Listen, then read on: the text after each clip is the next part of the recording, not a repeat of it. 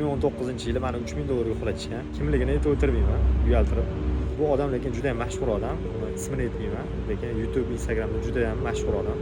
Voqea qanaqa bo'lgan? Instagramda Reels ko'rib o'tirganimda bitta odam chiqib qolgan, qo'lida $30,000. Hammaga shunaqa daromadli nasib qilsin degan. Keyin men deganman 2019-yil endi katta pul edi. Hozir ham katta pul. Direktga o'tganman-da. Oka, bunaqa pul topish uchun nima qilish kerak? Menga ham o'rgating deganimda, "Yo'q, bu hammaga ham emas, bunaqa qila olmaysiz" degan. "Yo'q, men hamma narsaga tayyorman, qilaman" deganman. Nima qilish kerak desam, eng kamida $1000 pulingiz bo'lishi kerak. $1000 dan boshlasa bo'ladi. Nima o'zi desam, investitsiya degan. Amerika fond birjalariga o'sha Apple, Tesla aksiyalarini sotib olsangiz bo'ladi. Men o'rgataman degan. Ishonchliman desam, ishonchli degan. Shunaqa qilib sekin o'rgatish boshlagan. Men endi u payt $400, $500 pul topardim, katta pulim yo'q edi.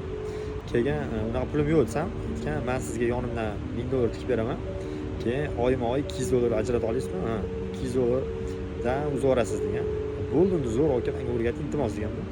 Boshiga keyin $200 pulim bor edi, o'shani bergan edim. Keyin yil o'tgan, 1,5 yil o'tgandan keyin 200 berib, yana boshqa loyihalarga pul tikib, $3000 o'pishda pul tikkanman o'zimning pulim.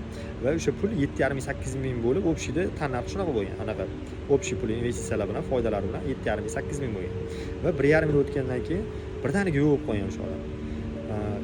Telefon qilganman, telefonni o'chirib, Telegramda yozyapman, Instagramda yozyapman, hech qanaqa javob kelmayapti.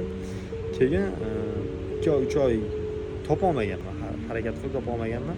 Undan keyin umidimni uzib qo'yganman. O'shanda menga katta dars bo'lgan. Men pulimni yo'qotganimdan afsuslanmayman. Eng asosiysi o'sha keyin safar har bitta odamga ishonuverish kerak emasligini bilganman. Endi menga privilegiyalardan o'tkazib berib o'rgatgan, ko'rishib o'rgangan biz, ko'rishib hammasini o'rgatgan. Lekin login parolni menga bermagan edi. Men o'zim chiqib kira olmasdim. Prosta kirib yurardim, ko'rib yurardim, foydalanib ko'payishini, lekin o'zimning qo'limda bo'lmagan. Keyin u odamni topa olmaganman. Keyin login parolni ham ozginadan keyin 1 oylarda o'tgandan keyin o'chib qo'ygan. O'sha privilegiyaniga kira olmagan. O'shanda bilganman, haqiqatda uxlagan ekanman. Pullarimni hech olmaganman. Bu menga juda ham katta dars bo'lgan.